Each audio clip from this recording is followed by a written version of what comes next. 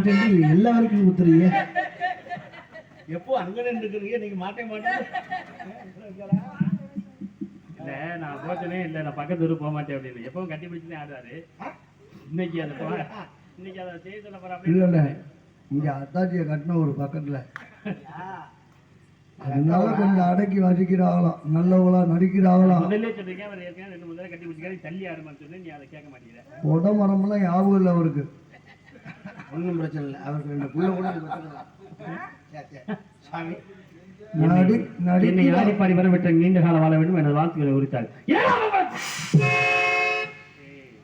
அது நின்னுச்சு, நீ கட்டி பிடிக்குமான்னு நடிக்கிற இந்த வேலை இருக்கிற இப்ப நின்னுச்சுறேன் அப்படின்னு ஏன் இழுத்து கட்டி பிடிச்சிருக்கா? இந்த கலைத்துறையில நானும் பார்த்திருக்கேன். 2 வேலத்தை நீ கட்டி பிடிக்கிற.